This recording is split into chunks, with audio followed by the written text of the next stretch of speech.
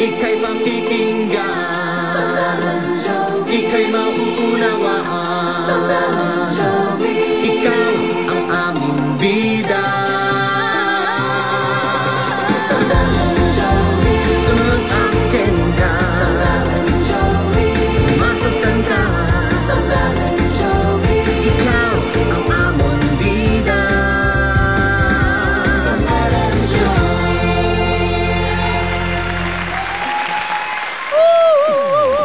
Magandang gabi mga kapuso, kahit nasan man kayong sulok ng Pilipinas. Teka muna, pati yung mga kababayan nating nasa abroad na nakatutok ngayon sa GMA Pinoy TV. Welcome po sa Mel and Joey! Yeah! Okay, masayang-masaya kami ni partner Mel na makapiling kayo tuwing sasapit ang araw ng linggo. Isang napakasarap na namang kwentuhan ng ating pagsasaluhan ngayong gabi. Uy, hindi lang kwentuhan. Ano pa? Parts, kantahan na rin. Wow! Naku, talagang taba-taba ng puso ko sapagkat, naku sa Mel and Joey, mga kapuso. Ang puso mo, ang puso mo. Puso niyo, ang puso niyo. Okay. Multi-platinum award-winning recording artist, songwriter, performer, at ako, paborito ng marami sa atin, lalong-lalo na ako, David Pomeranz. Yeah! Thank you.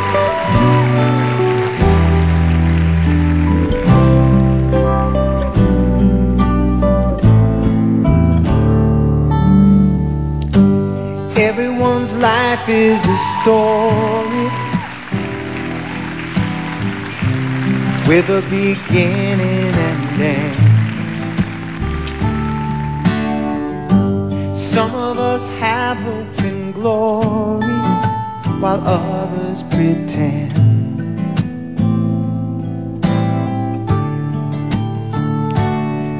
There have been things I should have known all my life. It took a while, but now I realize right in front of me, as plain as can be, just couldn't see.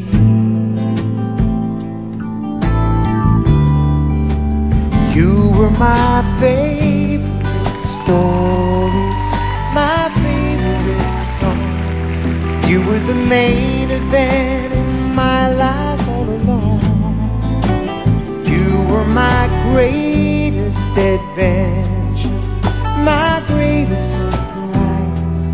I should have known all along when I looked in your eyes. You'd be my favorite story.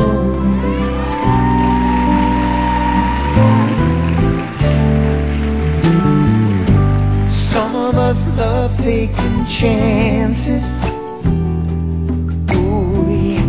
Some of us just take it slow. Others, they crave great romances wherever they go. Oh, whoa, whoa. But you were the paperback I couldn't put down. You were the melody that kept hanging around. Over and over again, over again.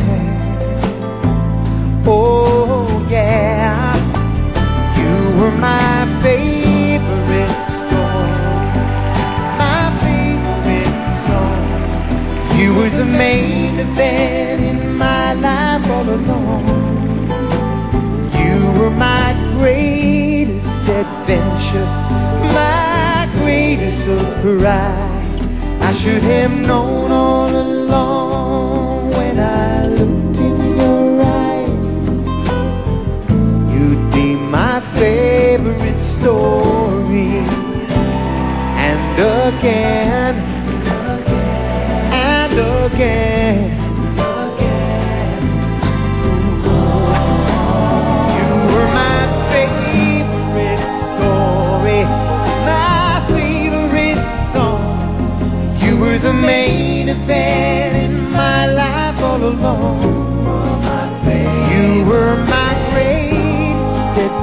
future might read a surprise. I should have known all along when I looked in your eyes. You'd be my favorite story. Oh yeah, you were my favorite story.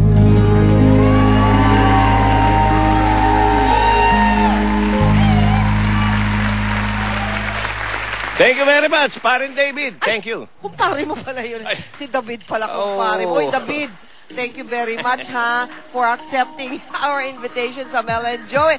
Alam mo, I am truly a fan of yours. That's true, David. Ito, speaking of fan, partner, mga kaibigan, dapat dumami na tayong fans ng mga electronic na sasakyan na ganito. Itong nasa likod namin ni partner Mel. Ito na raw kasi ang tinatawag na alternative means of transportation in the near future. Dahil eco-friendly. Friendly. Eco. Totoo ba yun? Hindi. Totoo ba yun na Oo, Parang eco-friendly. sasaksak lang yan daw yan. Parang cellphone na, Correct. alam mo na, charge sa 220 volt. Aandar na ng aandar. Totoo ba yun? Parang cellphone. Parang ang cellphone. Oo, ganun na lang. Okay. Oo.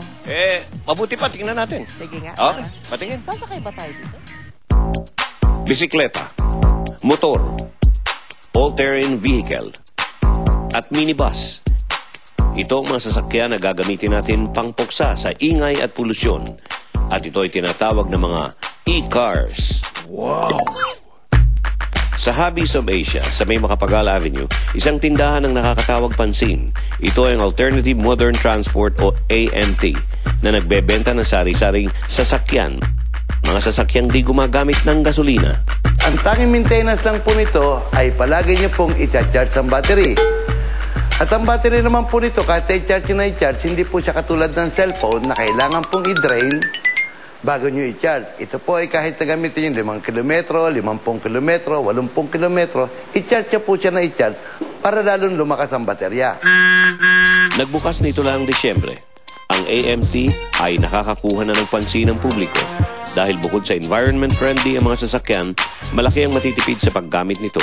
Sa 6 hanggang 8 oras na pag-charge, makakatakbo ito mula 80 hanggang 100 kilometro. At sa gasolina, ito po ay 10% lamang po ang ikinukonsumo. Na ibig sabihin po, kung ang gasolina po ay tumatakbo sa 1 kilometro, siya po ay kumukonsumo ng 1 peso and 50 centavos. Dito po sa electric, ito po ay 15 centimos lamang sa 1 kilometro. Nadiskubre ni Ariel ang e-car sa ibang bansa. Bumili siya noon ng motor na sinubukan niyang gamitin ng personal. Nang nasihan siya dito, pinag-aralan niya kung paano dadalhin sa Pilipinas ang mga ganitong sasakyan. 3 years ago, nang magpunta ako sa China at nagpunta na rin ako sa Japan, sa Europe, nakita ko meron mga ganitong sasakyan. Bakit sa ating bansa wala? Ano ba, sadya ba tayong nahuhuli na? Kanya naisip ko na ipasok ko to. Itong mga ganitong klase ng sasakyan. Kaya ngayon, mabibili na rito ang Tacoma e-bike, ang Tacoma Jasper on Hawk Bikes, ang electronic wheelchair, ang remote-controlled e-golf cart, ang pangbundok at pang-beach na hunting car, at ang e-coach. Ito po ay may kasama ng plaka ng LTO. Magagamit niyan hindi lamang po sa subdivision, maski po sa lahat ng kalsada o kalye.